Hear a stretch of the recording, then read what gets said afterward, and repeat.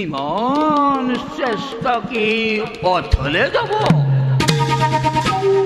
ইমান পাপকে পৃথিৱীয়ে সহ্য কৰিব? মোৰ জন্ম সাধনাৰ সফলতা সৌদূৰত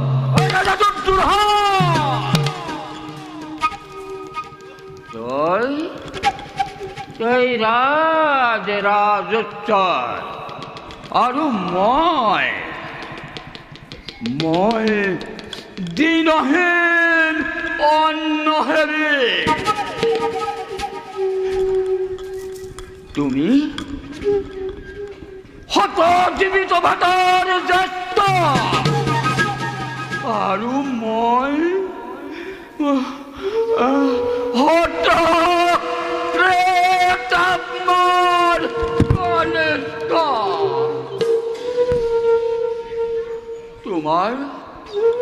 তোমাৰ আৰু মোৰ ভিতৰত ইমানেই প্ৰভেদ,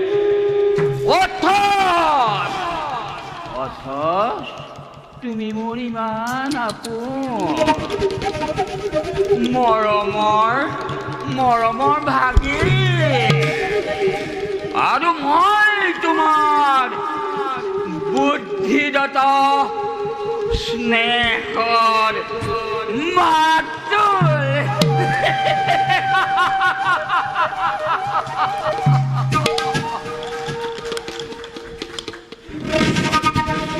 নাই আৰু বেছি পৰি নাই।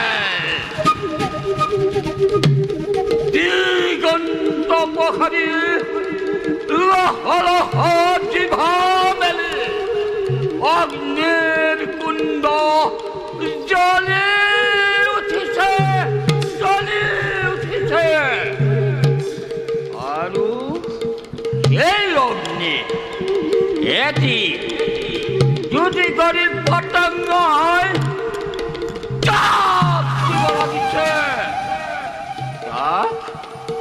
নিবাৰণ কৰিব কাৰো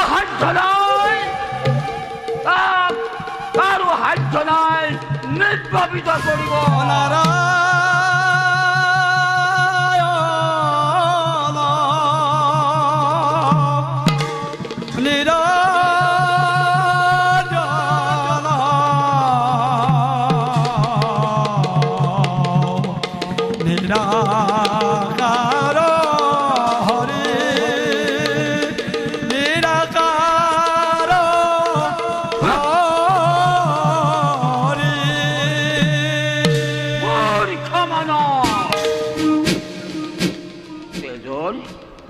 তেজৰে ঢৌ উঠিছে আৰু তই গীতৰ ৰাগিনী তুলিছ। মৃত্যুৱে মুখ মেলি খেদি আহিছে আৰু তই সংগীতৰ সুধা ঢালিছ।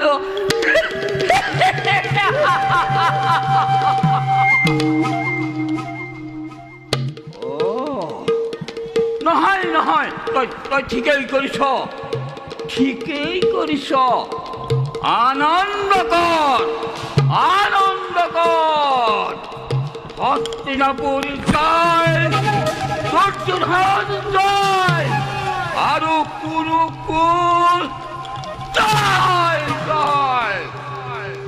উৎসৱ কৰ, মহোৎসৱ কৰ,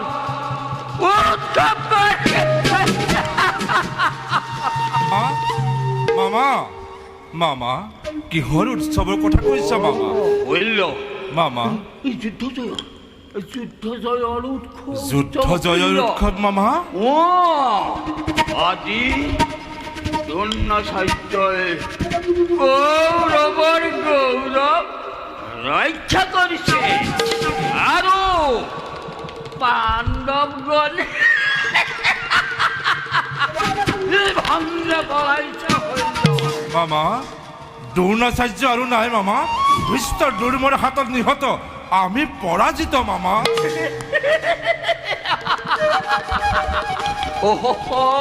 তুমি সুন্দৰ মিছা কথা ক'ব জানা।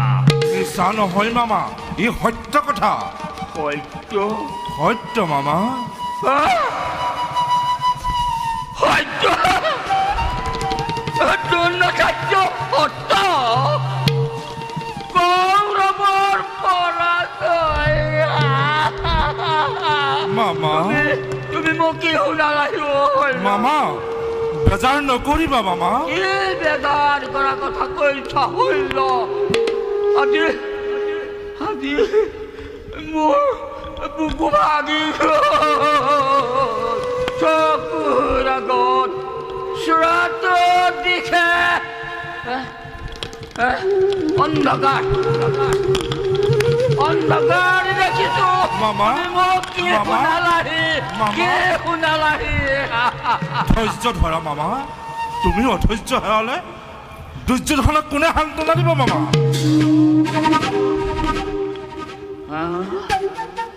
তুমি ঠিক কথা কৈছা।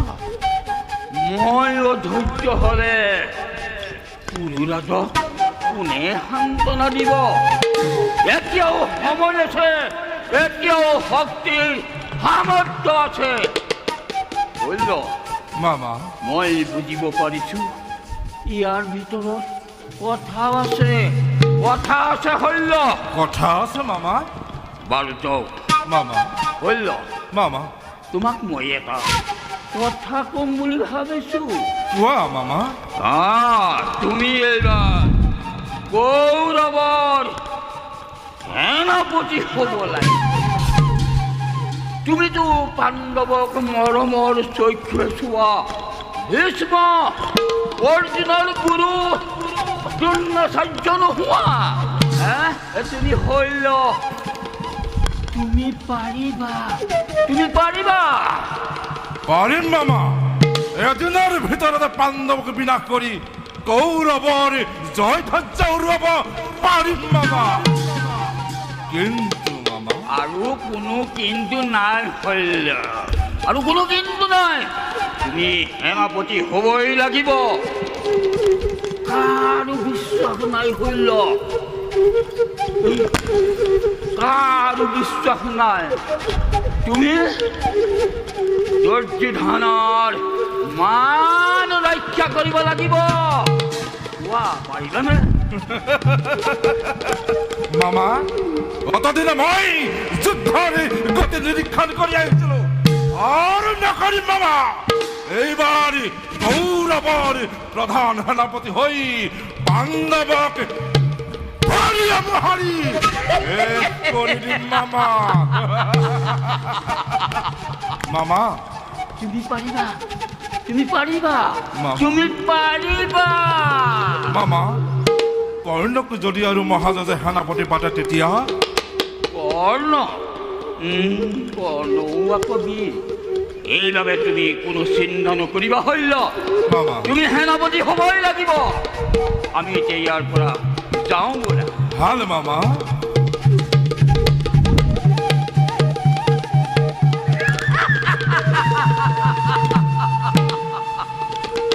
মূৰ্খ! তয়ো পতংগ, তয়ো পতংগ, তয়ো জ্বলন্ত অগ্নিত জাপ দিব লাগিব।